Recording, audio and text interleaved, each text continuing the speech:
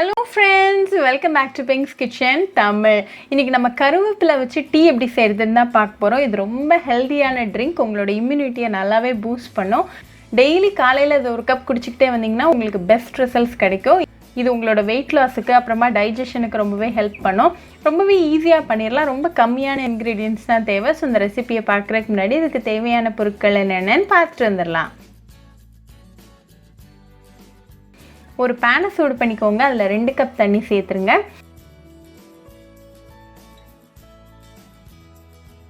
தண்ணி நல்லா கொதிக்க வரைக்கும் நம்ம வெயிட் பண்ணலாம்.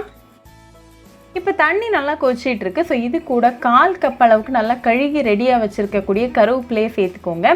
நல்லா ஃப்ரெஷ்ஷான டெண்டரான கருவேப்பிலையாக சூஸ் பண்ணிக்கோங்க. அப்போ தான் உங்களுக்கு நல்ல டேஸ்ட் அண்ட் ரிசல்ட்ஸ் கிடைக்கும். இது ஒரு 2 மினிட்ஸ் நல்லா பாயில் ஆகட்டும்.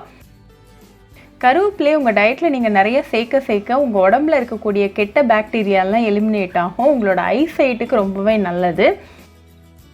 இந்த கருவேப்பிலையில் இருக்கக்கூடிய எசன்ஸ்லாம் நல்லா இந்த தண்ணியில் இறங்கிட்டு இருக்கு. இப்போ 2 மினிட்ஸில் இது கூட ஒரு சின்ன துண்டு அளவுக்கு இஞ்சை நல்லா இடித்து சேர்த்துக்கோங்க. இது ஒரு 1 மினிட் நல்லா கொதிக்கட்டும். இஞ்சி உங்களோட பிளட் சுகர் லெவல்ஸ் அப்புறமா டைஜஷனுக்கு ரொம்பவே ஹெல்ப்ஃபுல்லாக இருக்கும். 1 நிமிஷம் கழிச்சு இந்த கருவேப்பிலை டீ நல்லா பாயில் ஆகிட்டு இருக்கு. இந்த டீ நல்லா வாசனையாக இருக்குது. ஸோ இந்த ஸ்டேஜில் ஃப்ளேம் ஆஃப் பண்ணிடுங்க. ஃப்ளேம் ஆஃப் பண்ணிவிட்டு 1 டேபிள் ஸ்பூன் அளவுக்கு லெமன் ஜூஸை உள்ளே சேர்த்துருங்க. இது ஒரு ஃபுல் லெமனோட ஜூஸை அப்படியே நான் உள்ளே சேர்த்துக்கிட்டேன். இது ஒரு 10 செகண்ட் போல் அப்படியே இருக்கட்டும். ஒரு 10 செகண்டுக்கு அப்புறமா இதை வடிகட்டிட்டு நல்லா சூடாக சர்வ் பண்ணுங்கள். இதை நீங்கள் எம்டி ஸ்டமக்கில் காலில் குடிச்சிக்கிட்டே வந்தீங்கன்னா உங்களுக்கு பெஸ்ட் ரிசல்ட்ஸ் கிடைக்கும்.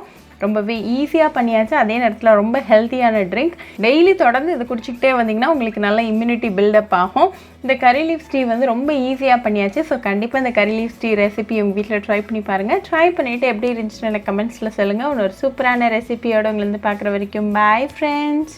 உங்களுக்கு இந்த வீடியோ பிடிச்சிருந்தா லைக் பண்ணுங்கள், ஷேர் பண்ணுங்கள், கமெண்ட் பண்ணுங்கள் அண்ட் மறக்காமல் சப்ஸ்கிரைபும் பண்ணிடுங்க. கூடவே பக்கத்தில் இருக்க பெல் ஐக்கானையும் கிளிக் பண்ணிக்கோங்க. அப்போ தான் நான் போடுற வீடியோஸ் எல்லாம் உங்கள் நோட்டிஃபிகேஷனில் வரும். உங்களுக்கு ரெசிபிஸ் இங்கிலீஷில் பார்க்கணுன்னா பிங்க்ஸ் கிச்சன் சேனலை பாருங்கள். சேனலோட லிங்க் நான் அந்த டிஸ்கிரிப்ஷன் பாக்ஸில் கொடுக்குறேன்.